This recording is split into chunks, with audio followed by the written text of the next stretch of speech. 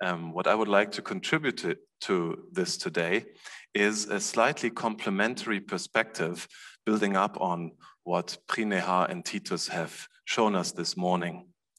Facing contemporary condensed matter physics, we have to identify new frontiers that will determine the research of the coming decades to follow.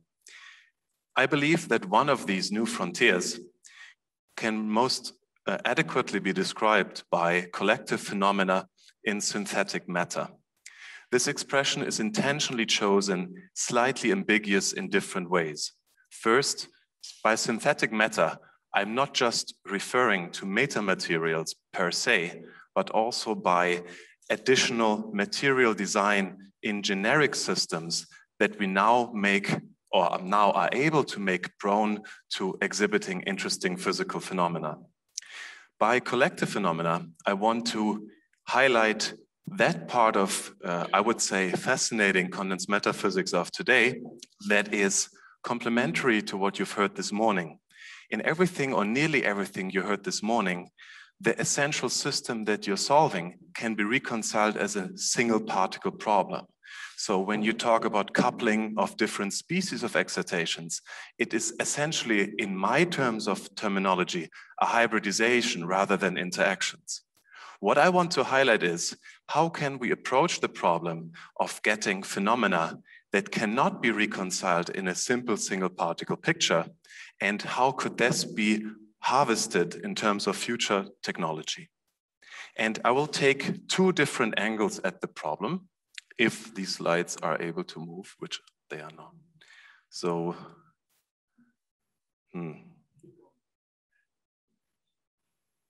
Oh yeah, thanks, Tito. So advanced Mac technology out here. So the outline will be as follows. I'll start with what I call the late age of single particle topology. This is basically referring to the interesting topics that that Prineha and Titus talked about this morning. It all rooted in a quantum Hall effect, and I'll try to have some introductory part for all of us to get on the same page regarding to which extent the quantum Hall effect can be considered the seed of crystallization for the whole field to unfold in the past 30 years. I'll move on with a slight additional part of that outline to refer to topology and synthetic matter, in particular, how metamaterials such as photonic systems, mechanical systems, and others have now dramatically contributed to the wealth of this emerging field. From there, I'll move on to the first domain of what I want to talk about as collective phenomena. Namely, I want to pick a particular metamaterial platform, Topoelectric Circuits, and show how nonlinearities can create interesting, at least in some way, collective behavior, certainly going beyond the solvable single particle limit. So this part is oriented towards enhancing the experimental platforms we have at our disposal to address this interesting emerging field. In the second part of the talk, I'll highlight how synthetic quantum electron condensates can be realized. And specifically, I'll highlight two topics, namely magnetism in Moiré systems and high TC superconductivity, potentially high TC superconductivity in graphene and other related van der Waals multi-layer materials, some of which we have already heard about this morning. Let's start with the integer quantum Hall effect, and let me invest some time here to really show you the bridge from conceptual theoretical foundation all the way to potential technological employment. In a quantum Hall effect, we're facing electrons confined to a 2D plane, witnessing this external magnetic field, which yields localized cyclotron orbits in the center and a skipping orbit at the boundary of the sample. That by itself suggests itself as a semi-classical picture, but very quickly people realized, in particular, Bob Laughlin and David Thales, that this is actually deeply rooted in quantum phenomena that essentially give rise to this amazing universal quantization of a typically non-universal measurable quantity, namely low temperature transport, in this particular case, the Hall conductivity. And it's formed by a topological invariant known since the 1950s and the quantum of conductance E²/h. This system by itself shows why topological phases have received so much attention. They give rise to a new notion of robustness and universality when it comes to harvesting certain features of electronic systems for potential applications. What are these? In the quantum Hall effect, leaving aside the big elephant in the room, namely that the external magnetic field is essentially destroying any potential for technological application, we have not just dimensionally reduced topological modes. From a technological viewpoint, that's not even the first thing to consider. The main thing to consider you see in the longitudinal resistivity, and as such, the dissipationlessness of those modes. And that feature that you could in principle transport electricity along the boundary of a quantum Hall sample without dissipation, just for a moment thinking, assuming we are able to overcome all the limitations of quantum Hall effect, this could be a crucial revolution in technology. And that's maybe one angle why you want to appreciate that integer quantum Hall effect basically is, at least that's how I see it, the seed of crystallization for all directions in contemporary condensed matter physics vaguely related to this topic. It is essential for future technological applications. A lot of motivation is derived from there, at least from a motive perspective. It is highly relevant for experimental work on this field. And of course, it was the seed of investigations from theory. What happened after integer quantum Hall effect found by von Klitzing in 1980? If I just summarize in 2 minutes how I would most adequately describe what happened, I tried to summarize it by 3 words: deconstruction, enhancement, and extension. What I mean by that, you can probably already see highlighted by these few plots that I show you. One is, of course, the nature cover of this amazing work of topological quantum chemistry. And the other is the periodic table of topological phases that has been a logical follow-up to certain experimental investigations in 2007 that we'll come to shortly. Those 2 things suggest to you that by now, topology at the single particle level is amazingly well understood. In fact, if you take a recent paper that I just glossed over, and I saw the abstract where Stuart Parkin is a co-author, it's Nicolas Ronniot and André Bernevik and Claudia Felser are also co-authors. They have one sentence in the abstract. They say, discussing topology in stoichiometric materials, shockingly, 78.99% of all materials in one way or the other have topological bands. So that might, even as an outsider to that specific field, might give you a perspective why so many people in that domain of condensed matter really believe that topology is ubiquitous in the system. But then again, it will be very essential as we want to take the next step towards technology and towards reaching new insights from fundamental science to involve many-body interactions. And I intentionally add many-body to interactions because I appreciate that in many subfields, interactions can be used as a broader term. As I said in the introduction, as coupling different species of interactions, which however still stays a bilinear. And since we know how to integrate Gaussians, this can still be treated exactly. And this, in a way, this culminates in the bismuth copper oxide compound that I show you. If you take topological quantum chemistry face value, that would be associated to a space group that would give rise to a very interesting and elusive topological state. This would be a double Dirac cone system. It would be a cone with, you see, one conal point, and from there would be 2 cones sitting on the same spot. As you're just taking into account non-interacting physics, you would just guess that bismuth copper oxide is such an excellent material to see that physics. But of course, everyone here in the audience who instinctively knows about the nature of materials related to copper would naturally guess that this probably is magnetic. And of course it is. So then picking up on one interesting part of the discussion between Titus Neupert and Stuart Parkin in the morning, you would be tempted to say it is topological from a pure topological chemistry point of view, but in fact, it's not. And this is one destructive, but I will example where you see that many body interactions necessarily should be taken into consideration if we really want to take the next leap of understanding. But there will also be inverted cases where actually magnetism doesn't destroy topology, but enhances the richness of potential topology. Let me now, however, I'm still in the introductory part. Let me give you 3 examples how to illustrate the 3 words that I use, namely enhancement, deconstruction, and extension. Starting from the MOSFETs and the aluminum gallium arsenide heterostructures, we can ask how can we go about integer quantum Hall effect and push this field further. The first thing that comes to mind is, let's enhance the parameters of operability of that quantum state of matter. That had been done.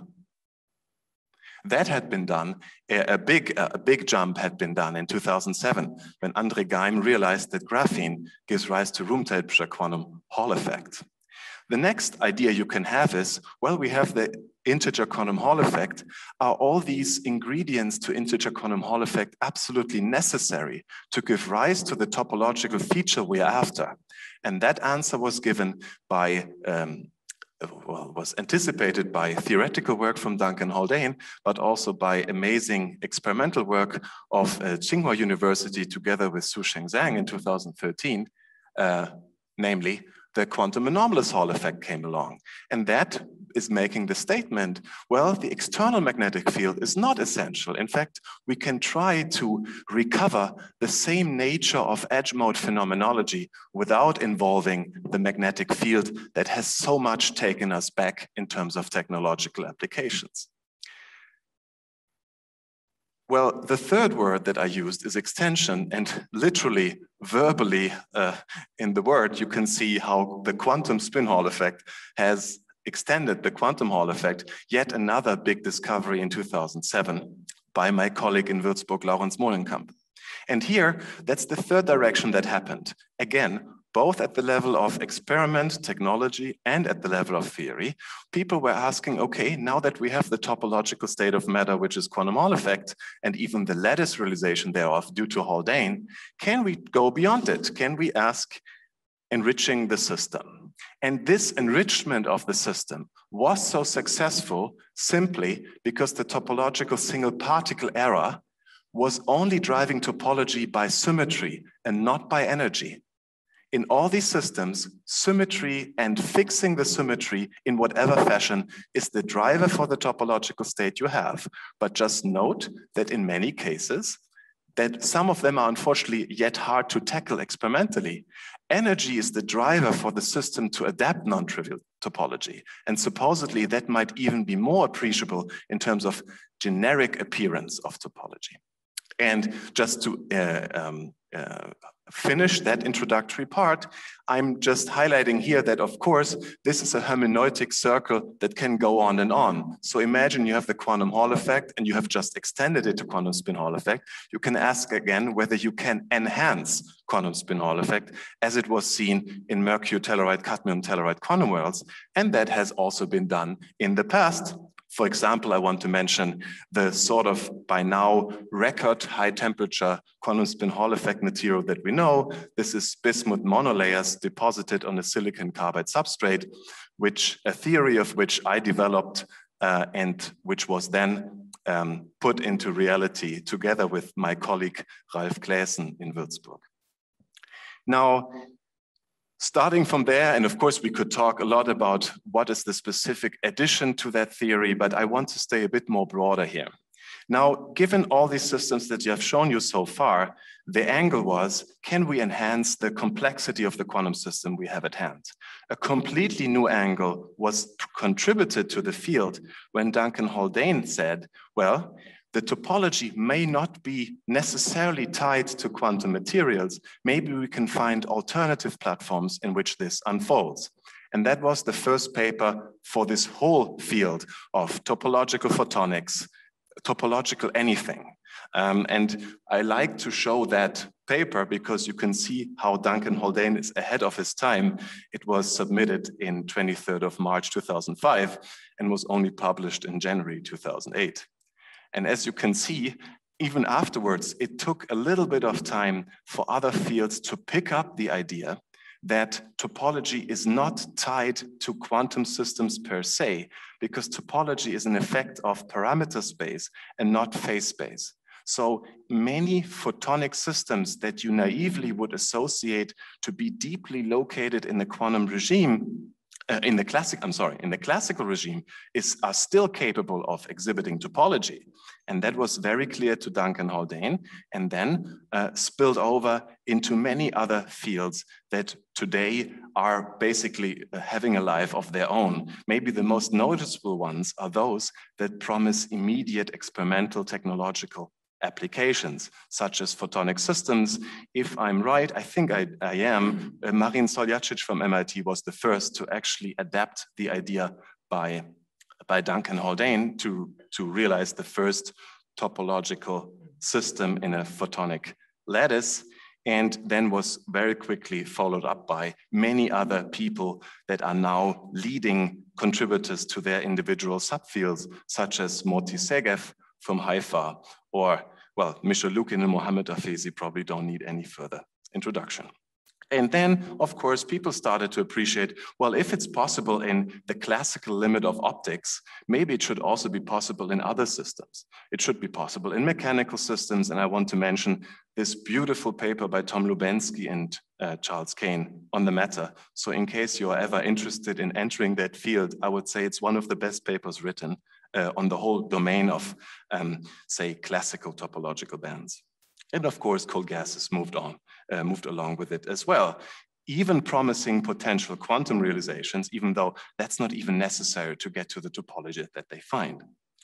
Let me now move on to the first explicit domain where I want to show you some ideas that I want to develop to go beyond what I've shown you so far. All those systems that I told you, nearly every system here, there's some exceptions by Vincenzo Vitelli, for example, can be recast as essentially non-interacting systems, or maybe let me be more precise from a theoretical standpoint, they are all bilinears that can be solved exactly. And the Hilbert space related to those systems doesn't grow exponentially with the number of particles, it just grows linearly with the number of particles. And I want to approach now systems where the complexity does not just grow linearly with the number of particles, but gets a life of its own. And the first thing I want to start with are nonlinear topoelectric circuits. Topoelectric circuits was one expression that we coined in 2017. And from that moment on, a subfield of topological circuit networks has adapted our nomenclature. The point being that what we wanted to achieve with our linear topoelectric circuits in the past 3-4 years was to find the ultimate simplest platform in which any topological state of matter can be realized and then studied to an unprecedented degree of tunability and rigor. And that's really what topoelectric circuits served us so far. We could realize what type of topological states have been mentioned in the previous talks. We could realize a higher order topological insulator. We could realize a Hopf insulator. We could realize a Weil semimetal. Basically, it's more or less unlimited. And the reason is that these kilohertz operating, if you wish, microwave circuits are so flexible and so easy to handle. Of course, taking the next step to technology will necessitate a complete new rethinking of how can we highly integrate them, what survives in higher frequency operability, what are other generic shortcomings, and we can get there at some point. But first, let me give you the main picture of topoelectric circuits before I get there. So the essential idea that we had and that we then put into action also in experiment, even though our group is mainly theoretical, was to appreciate that most of the time people talk about topology in energy versus momentum bands. That's what people say. It's always an energy versus a momentum. The core thing we contributed to this is that this is not a necessity. You can have some other observable quantity as a map to momentum space that gives rise to the same parametric topological appearances as an energy versus momentum structure. And in the circuits, and that's probably easily appreciable why this is so simple, it's the admittance band structure that does the job for you. And an admittance band structure is super easily measured. You just have some input current and you measure all the individual voltages at the nodes against ground. And that is sort of my student's manual slide to appreciate what I want to do. Maybe I will skip it slightly. I'll just move to the main thing for you. It's a classical description of circuits. There's nothing more that enters than Kirchhoff's law. And from Kirchhoff's law, you essentially obtain a relation between the current vector and the voltage vector. Now, given a circuit with n nodes, you would have n different voltage components that you could measure, and you would also have n different inlets where you can put a current into the circuit. So the connection between this input current and this measured voltage is the admittance. And this admittance, if you think about it from a graph theoretical perspective, is nothing else but a Laplacian. And it's a graph Laplacian which is studied in detail in mathematics and served us very well to get all the physics going here. I think the main ideas I explained, in case you're further interested, maybe I'll try to explain it more along the way. Maybe one last comment. The way that the reason I treat the three different components of this admittance matrix separately actually roots into graph theory. In graph theory, you usually distinguish the adjacency matrix, which is asking how the nodes are connected from all the rest. So the diagonal matrix D is essentially accounting for the conservation of current at each node. And then additionally, we have the grounding, which is another diagonal matrix, which we set apart from the total conductance matrix for good reasons of detailed implementation that I don't want to get into here, too much at least. So if I wanted to show you most easily and most visually what these topoelectric circuits are about, I want to start with the most elementary model, the Su-Schrieffer-Heger model. And I was particularly happy that this involves carbon as a starting point. So in polyacetylene, there was this amazing work by Nobel laureate Schrieffer, chemistry Nobel laureate Heger, and Su to ask about, by now we would know how to phrase it, topologically protected boundary modes in this one-dimensional chain of carbon atoms. And essentially what we do, and I felt that this becomes most visual here, we are trying to rebuild the system in terms of circuits. And in terms of circuits, the double bond of carbon becomes a large capacitor. The single bond of carbon becomes a small capacitor. And then there's this additional detail that we are grounding the whole sequence of our capacitors for the purpose of adjusting the admittance spectrum at our liking. And that's what we want to do. And why we want to do that, those are the original components that we used. Admittedly, as theorists, we had no idea about crosstalk of coils and so on. So we had to learn some elementary lessons in the first months that we started that. But let me just show you the first result you want to expect. So assuming that we tune the input AC current appropriately, and we define the parameter T as the ratio of the capacitors C1 and C2, which, if you know the SSH model, is the common parameter that you use to account for the different hybridization strength between double bond carbon and single bond carbon, you get an impedance signal that looks like that. That's a theoretical simulation, but as you'll see in a second, that's exactly how the experiment will look like. For T smaller than 1, which is the topological non-trivial regime of the SSH model, you see a huge peak in the impedance. And that relates to the fact that we have adjusted the admitted spectrum such that the topological mid-gap state is exactly at 0 admittance, and that means it's at very large impedance. That's why the appearance of admittance zero modes leads to an uprise of impedance in our system. And then, of course, as you increase T, then all of a sudden this peak is entirely gone, which is due to the fact that these topological edge modes are gone. So when they're gone, there's no huge contribution to the impedance. And just in case you were excited to see how this matrix looked like that you have to diagonalize, it's embarrassingly simple. It's just this trigonal form, and everyone knows how to diagonalize that. Essentially, the detailed experimental apparatus that you'll show in a second, we set up as follows. We have these two switches that are highlighted by these red dashed bubbles, and they are either all switched to the right or both switched to the left. And what this really does is it's changing the boundary condition of this capacitor chain. And by changing the boundary condition of this capacitor chain, it changes T to 1 over T, because all of a sudden capacitor 1 becomes capacitor 2 and capacitor 2 becomes capacitor 1. So if our theory is right, in this chain of capacitors, which from an electrical engineering standpoint is quite interesting, just changing the boundary condition will completely change the impedance profile of the entire circuit. And that's precisely what happened. So this is our first measurement we ever did on topoelectric circuits. And you see that that topological configuration gives an impedance of up to 3 orders of magnitude of ohm, and then 4 orders of magnitude down, as soon as we just switch the boundary condition, the admittance mid-gap states are gone, hence the peak in the impedance is gone. And we can even go further. By appropriate log-ins, we can even measure the topological edge mode. We can literally measure the wave function of the topological edge mode.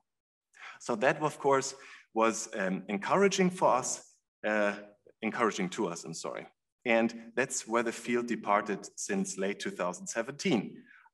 Let me just go all the way now to nonlinear circuits, what we're doing right now, what we started, and stick with the SSH model for a while.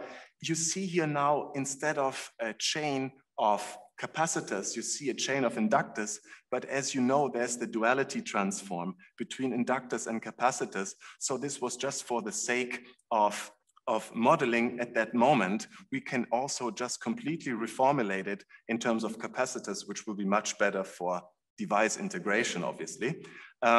We used a Chua diode in order to see nonlinear coupling in a topological system.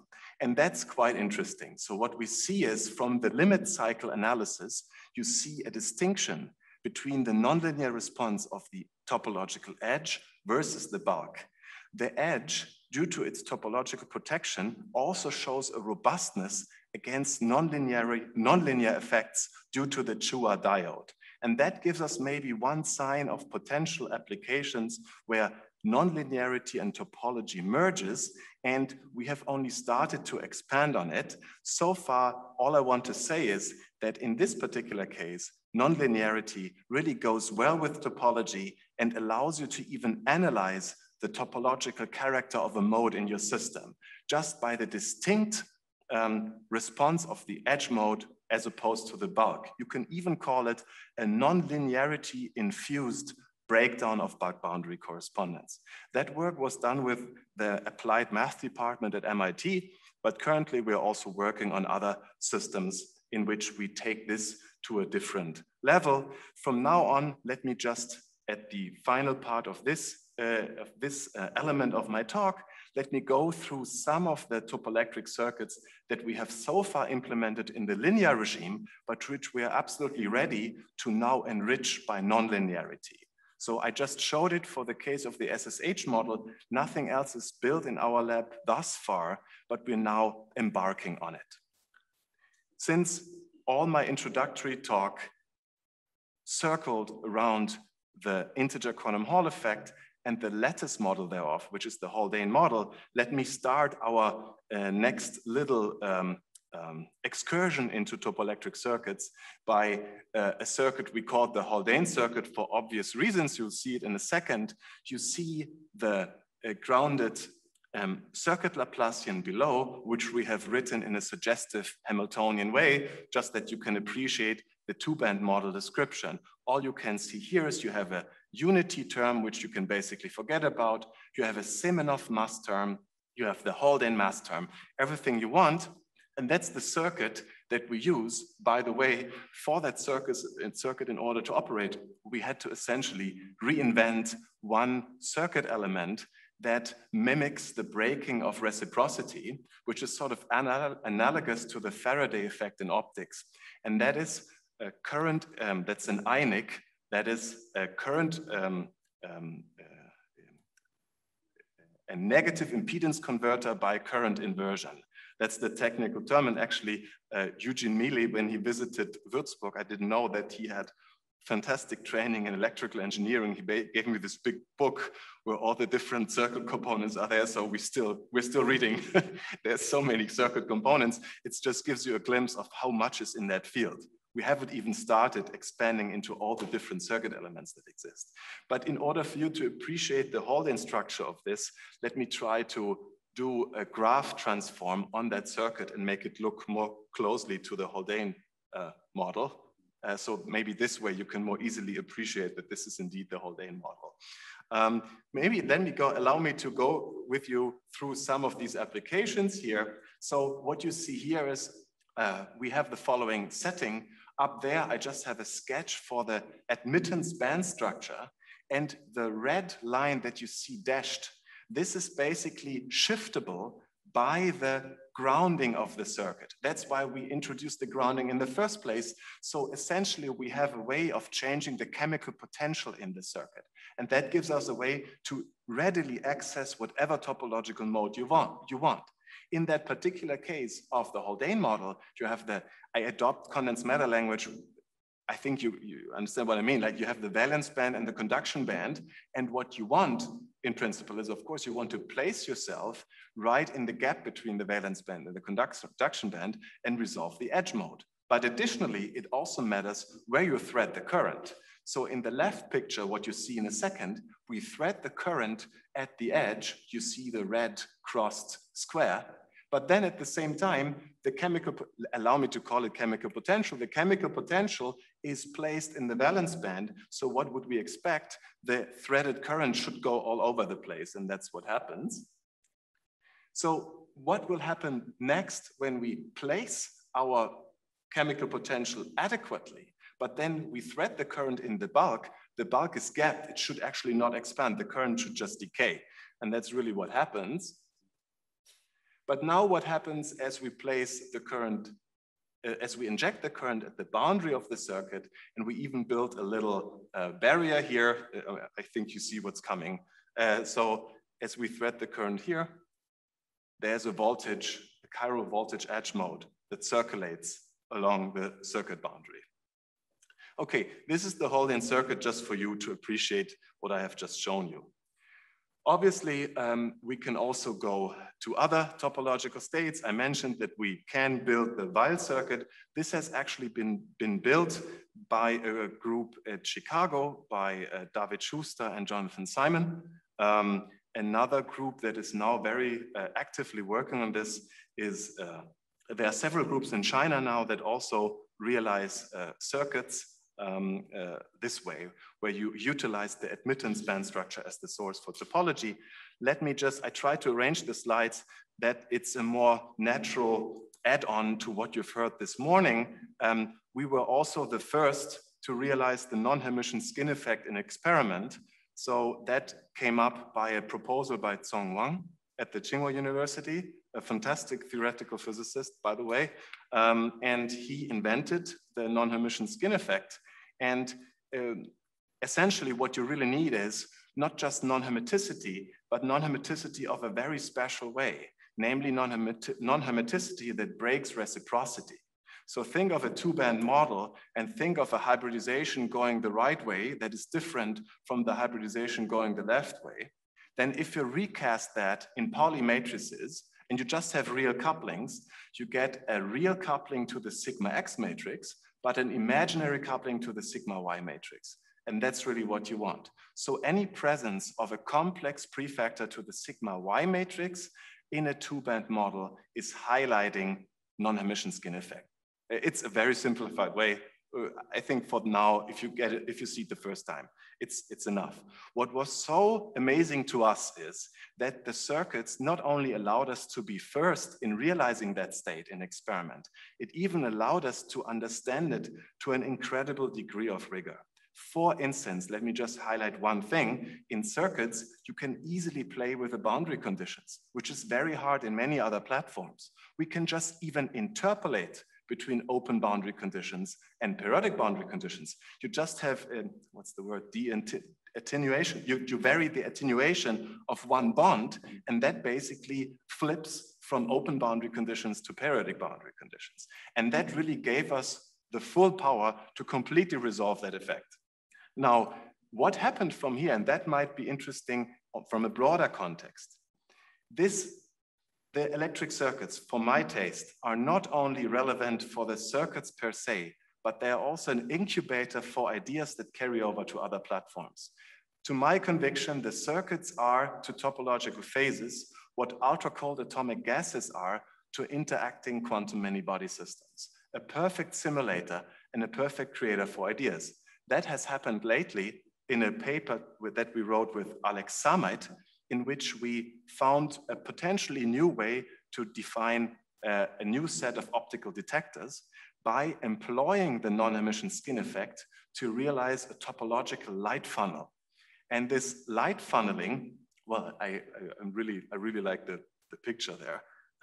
It's not that cool though. We have a lot of dissipation, so where there's still things to overcome. But what is sensational here to my taste is that we were able to take the circuit system, understand it, and then readily apply it to optical fibers, which of course are much closer to potential technological applications. And that's what happened just a year ago. So let me stop here. That's the first part of what I wanted to tell you, collective phenomena taken from the viewpoint of new experimental platforms that allow to really create strong nonlinearity. In case there are immediate questions to that, you could ask now, because next thing is I will move on to quantum electron condensates. Maybe I go on, yeah, that's better, yeah. I think I started, so I've spoken for 35 minutes approximately so far, right? Yeah, approximately. Okay, let me now switch gears and talk about yet another direction where I feel collective phenomena are the new frontier and where we really have to go beyond single particle physics. These are fields, domains that I would call synthetic quantum electron condensates. And let me just get right into the matter because I don't want to lose too much time anymore on introductory remarks. Let me just materialize our discussion at the example of twisted bilayer graphene, the single particle properties that were already amazing by themselves, undoubtedly, where a flat band dispersion, extended Wannier orbitals, these Wannier orbitals extend over orders of magnitude bigger than in other conventional materials. And from there, you have a very intricate screening behavior, because imagine you have Wannier orbitals that extended. Of course, all sorts of dielectric environmental engineering will be much more impactful to the system than in a generic 2D interfacial material or a generic heterostructure. And that's really what has happened. I mean, you can literally see how the field exploded. The first thing was, of course, the experimental discovery in 2018 by Pablo Carrillo Herrero. And then, however, the first flurry of works highlighted what are the single particle properties that are so interesting about it. And of course, it was preceded by McDonald and Bistritzer in 2011, where this principal idea was laid out. Now, when it comes to many particle properties, I claim the twisted bilayer graphene isn't even understood at all at this point. When you take the first paper by Pablo, where people were already speculating about mod physics and how this would be an unconventional superconductor, no doubt you're going from a potentially magnetic regime to a superconducting regime. 2 years later or 3 years later, we have a very different perspective on the problem. And we certainly know that there's gate-tunable superconductivity, that's great. There are correlation-induced insulating regimes. Some people talk about finite Chern numbers, there's Chern insulators. There might even be fractional Chern insulators, depending on how you view this thing. They still need an external magnetic field. So I would doubt that the phrasing of fractional Chern insulator is truly appropriate. But if you actually go to twisted bilayer graphene and you ask yourself, where is the many-body electron physics? Actually, it's not so clear at this moment. For instance, an amazing experiment by Dima Efetov, which I shortly want you to tell about, due to the intricate screening behavior of the extended Wange orbitals, Dima Efetov managed, together with Stepan Nagy-Purge, they had independent papers that got published in Nature at the same time. You can basically vary the distance of a screening layer to the twisted bilayer graphene, and by that, of course, strongly affect the electronic interactions in the system, simply because the orbitals are so extended. If you do that in a generic heterostructure, you have to go super close to the material, but here it's totally fine. Just 50 nanometers, 60 nanometers is totally fine. And in that case, they saw that that phase diagram that you see by Pablo Gerrillo Herrero's publication, basically the superconductor is not even vaguely disturbed by the screening. The only thing that goes away are the insulating states. That, however, should really concern us if we were still claiming unconventional superconductivity here, because that is a very strong sign for electron-phonon coupling in that system, because any unconventional superconductor should be extremely sensitive to the design of the screening profile of the electronic interactions. Anyways, I'm just highlighting that these systems, I'm just highlighting that once finally, and luckily for us theorists, experiment is light years ahead of us. And in topological single particle systems, it was always like theory proposals were there all over the place. What would an experimentalist do in that field? He has to scan through 50, 60 theory proposals and just see what fits. Here it's very different. The theoretical description is extremely hard and experiment is in the driver's seat. And that becomes even more visible when I come to the first collective phenomenon that I want to discuss, namely magnetism in moire materials. Well, you can take a sort of intuitive approach that a wonderful paper by Leon Ballance on the topic, and just adopt a weak coupling theory, say, okay, you have Magnon bands. Again, you're back to non-interacting physics, right? You can discuss magnetism in a non-interacting way, assuming you are not interested in the microscopic mechanisms, you just take non-interacting bosons. And that works sometimes, but it clearly doesn't work always, and certainly not when the Magnon bands are as flat as here. So you're putting under the rock an essential role of interactions, many-body interactions, that you can only keep track of with the appropriate theory. Now, from a strong coupling theory, of course, there already exists some Wange projections onto low-lying moire orbitals. That links in part, for example, to what Titus Neupel has talked about, where there's a huge activity in the Wangerization community to take even complicated systems like that and provide us with a nicely, say, localized model for those systems. And from there, you might be able to get an effective Maury-Heisenberg modeling. But then still, the question remains, what happens with the problem at hand? So if we take any magnetic system, and you have seen several of them in the talks, when you take a spin model and you have any notion of frustration, it's actually very hard to treat frustrated magnetism. And the reason this is so complicated, you can see from that slide, because it involves so many scales.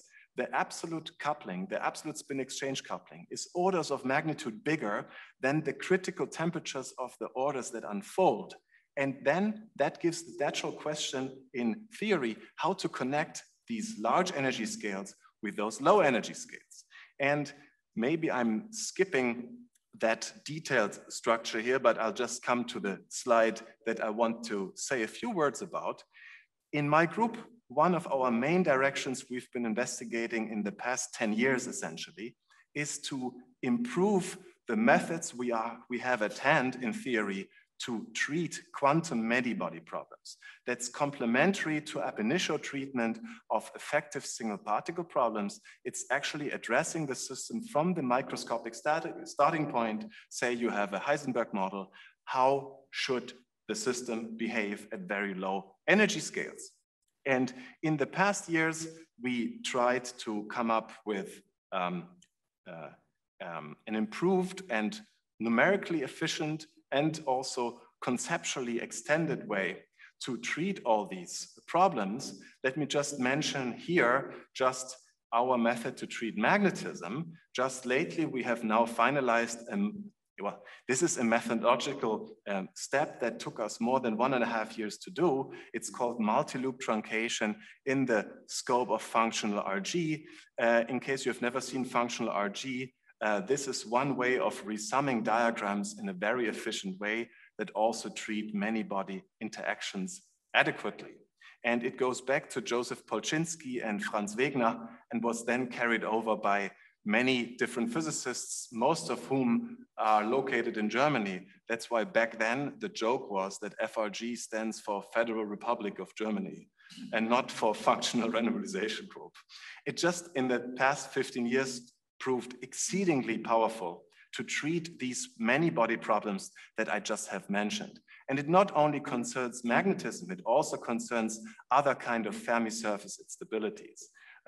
So for instance, for moire magnets, maybe you want to ask something more subtle than just what is the principal possible way of magnetism? Maybe you want to know, can I reach a spin liquid domain? Can I reach new quantum states of matter in magnetic moire systems? For that, you have to choose and differentiate between states as diverse as ferromagnetism, collinear, spiral, even non-coplanar magnetic order, or quantum paramagnets such as valence bond solids, gapped spin liquids such as Z2 spin liquids, at least most of them, or generically gapless spin liquids like a U1 spin liquid. So that is, magnetism is one collective phenomenon that I wanted to talk to you about and shortly mention our group efforts in the past 10 years to make progress on that methodological front to tackle those problems.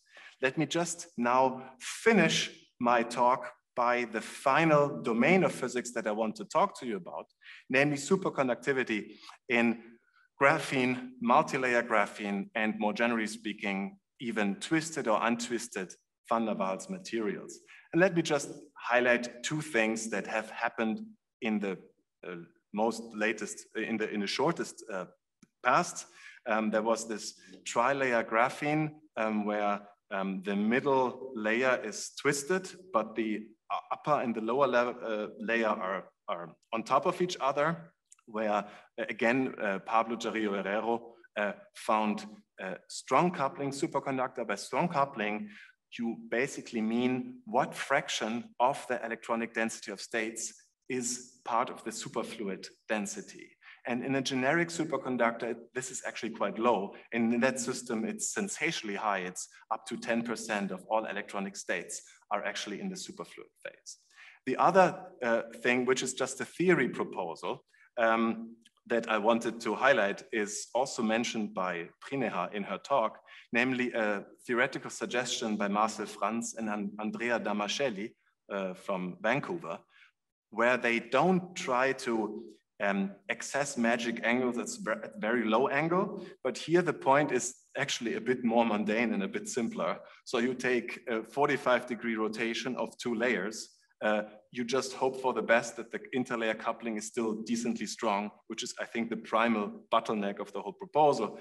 And then if you have that, if you have 2 D-wave superconductors rotated by each other, they will actually gain condensation energy by forming a topological state. In that case, a chiral D-wave superconductor. And that, I think, is just a motive I want to put out here. I mentioned it before.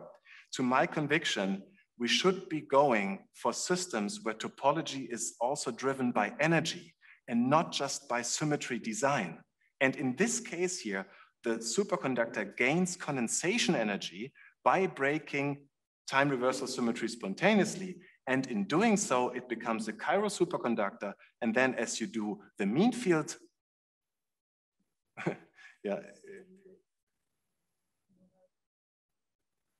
yeah, but I don't see my pointer here. Okay, and here just finally, you see again in superconductors, all what I told you so far has a microscopic foundation that you need to address, but then there's this huge success of BCS mean fields. So again, many people treat superconductors as if they were non-interacting, which of course they are not. And here again, we come back to, guess what, to the quantum Hall effect, because essentially this chiral D-wave superconductor where energy is the driver for the chiral topological phase, in its symmetry classification is just again the quantum Hall effect. And that's where you see how we come back to the seed of crystallization in the whole field, but now the driver is energy and not symmetry. And let me finish by one other project that we are currently doing. It's a submitted ERC proposal, so I probably should not be too specific, but obviously what we want to do is we want to take all the methods that exist for unconventional superconductivity to the next level. And there's an ideal starting point. You have heard the amazing effort done by people like Titus Neupert and Prineha Narang on improving the single particle description of those interacting many-body systems. And then taking this as a starting point, combined with people like Nicola Mazzari, who have more and more refined vanneurization algorithms as the starting point, we will model the vanneurized model through an external input, for example, by Nicola Mazzari's library. We will model the interactions potentially from ab initio, constrained RPA, for instance, and then use all the methods that are currently there, or main methods, to some of which we have also contributed to have the world leading, at least state-of-the-art implementation in terms of efficiency, such that this becomes a software package that any ab initio person can use as an additional refined description of the superconductor he might have found. And I'm happy to take more questions here, but I want to stay on time. Let me recap what I told you. I highlighted how many of the current directions in topological matter can be traced back to the quantum Hall effect, and how it has not only changed our way to look at quantum materials, but also expanded the scope of matter in which we look at it. And we can call that synthetic matter as an expression. Then I moved on to show you our efforts to expand on the experimental platform side to reach these collective phenomena and to reach nonlinearity, which will be the next step in photonic systems too, where it's slightly more challenging because just the generic nonlinear coupling of photonics is just weak. So you have to be very smart to engineer it further. No problem in circuits, by the way. You can tune the nonlinearity as you like. And then I closed by looking at quantum condensates in systems that have already been designed artificially, in part at least, where we can now tackle known collective phenomena from an unprecedented angle, in particular, magnetism in Moray systems specifically, and high TC superconductivity. And with my group label and my final remarks, I thank you for your attention. Okay, thank you very much. Thanks very much for a great talk. So now we have a few minutes for questions. Are there any questions? So maybe print. Excellent talk. I have a question that goes back to the early part where you said each of these topological systems have been realized both photonically as well as in AMO systems. Right? Mm-hmm. So you gave the great example of the work from Manuel and from Tillman Eslinger. Could you point out where the condensed matter nature of this diverges from what people have seen in AMO? Oh yeah, so, okay. How that might be beneficial. Mm-hmm.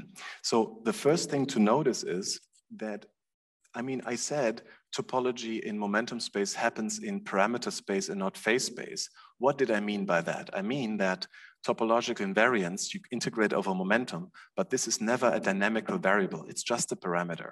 So no matter whether you are in a system prone to quantum coherence or whatever, you can still see topology.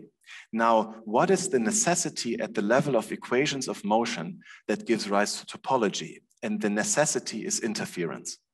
So as soon as your experimental setup is capable of exhibiting interference, you can design curved parameter spaces, and that means you can design topology. Now, the mean thing in ultra-cold atomic gases is they have both at the same time.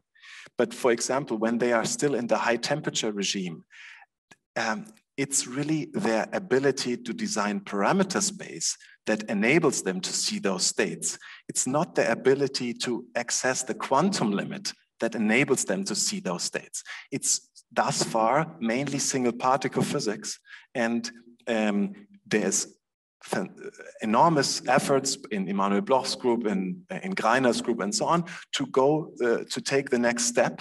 And that's currently, we are witnessing this right now. But I would claim thus far, the topological states that I know of in ultra-cold atomic gases, I would say it's great that they potentially can show aspects of quantum many-body physics, but so far we haven't even fully exploited that tunability in ultra-cold atomic gases. Thank you.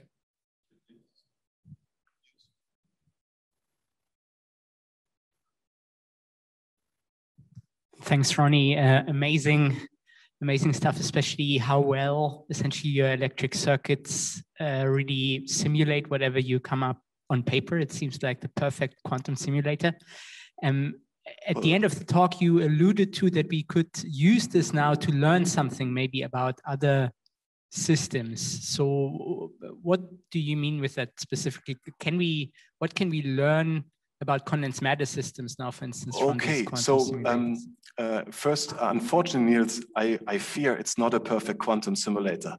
So it is perfect for it's a Barry curvature simulator, but it's not perfect for quantum because these are classical equations of motion. Sometimes you can mimic a gauge field and so on, but I would say in its heart, it is a very efficient classical domain in which some of those effects can be seen. One thing I want to say is when you take linear circuits, you can really ask the provoking question, why do you even build it?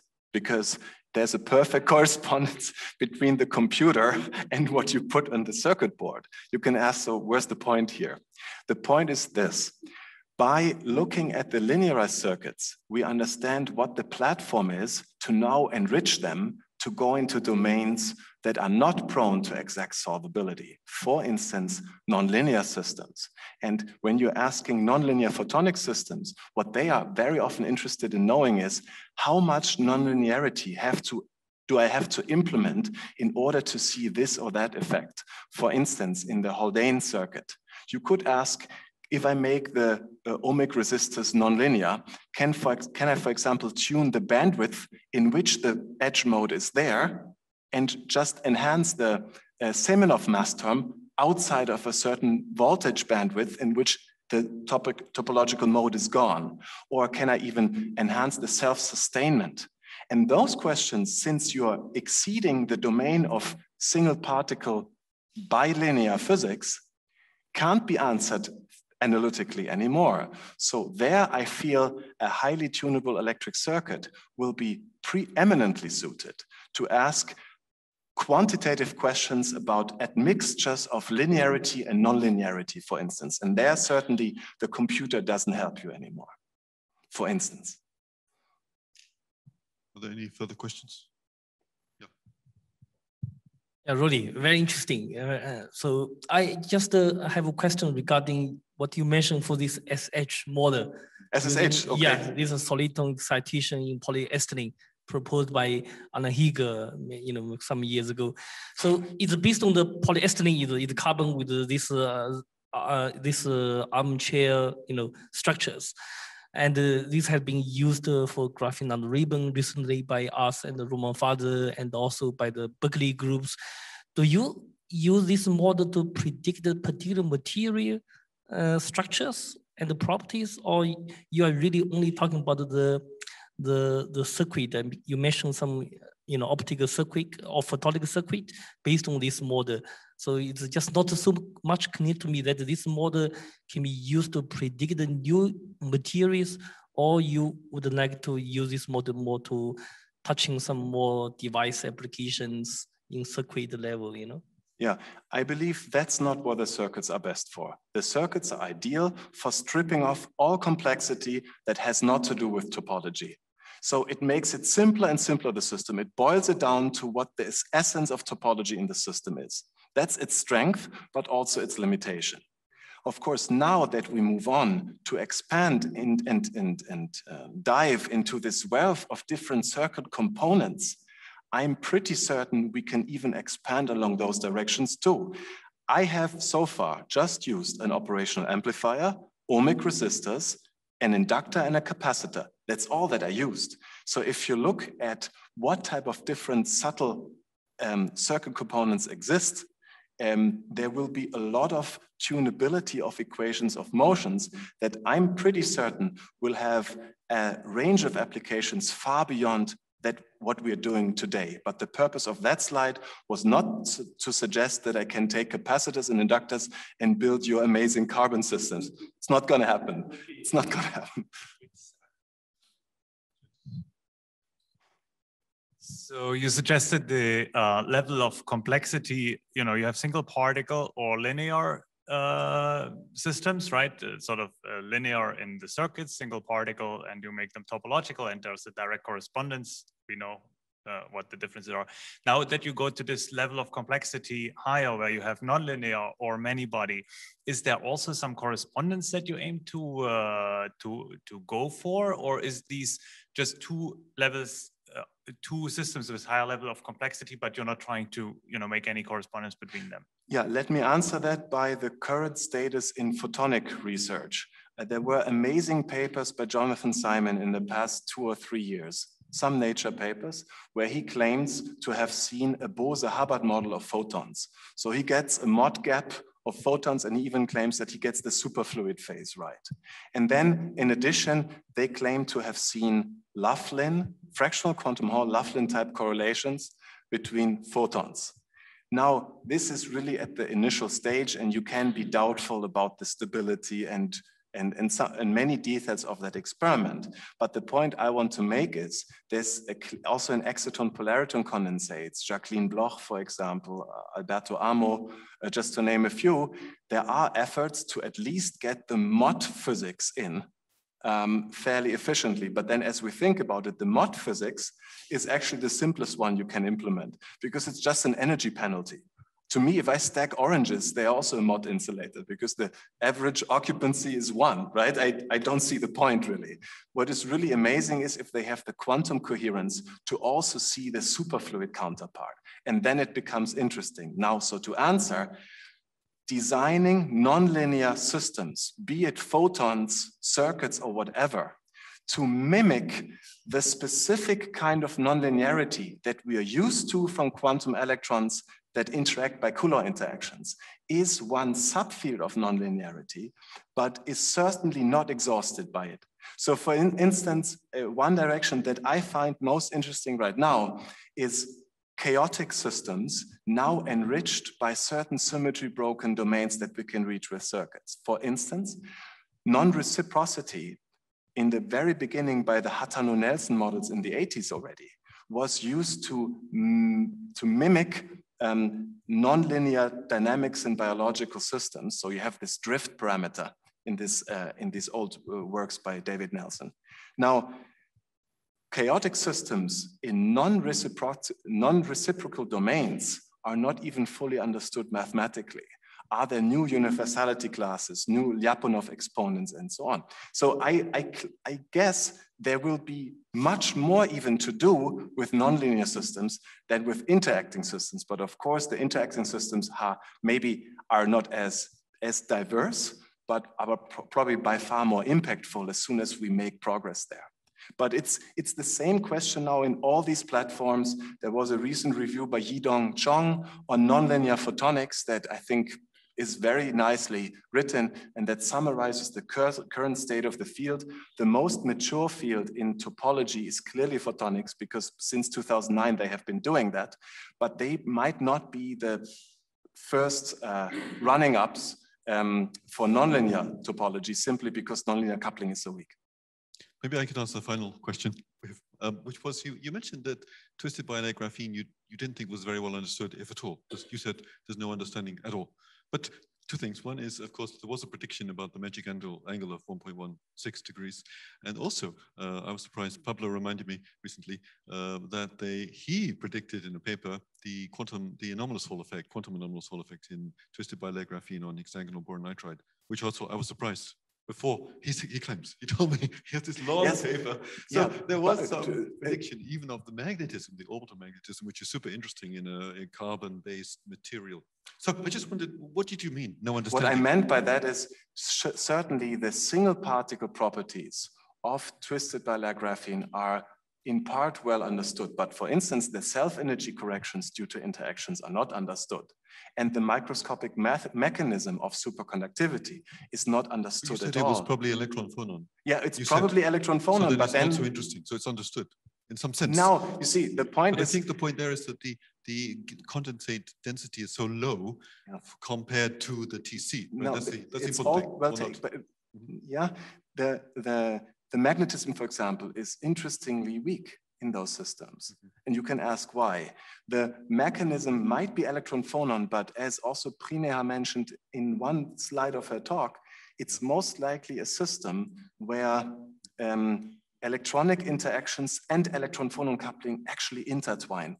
And that is, so just saying it's electron phonon story is over is certainly not okay either. It's certainly not, it certainly does not account either for that system. For that, you need an entirely new theory. I believe we need a much more adequate description of quantum many-body interactions at the microscopic level in order to really appreciate those systems, not to speak of all the other van der Waals materials that are ahead of us. Oh, fantastic. Okay, well, I have lots of other questions, but I think we're running out of time. Great talk. Thank you very much. Thank you very much. I'll pass the microphone.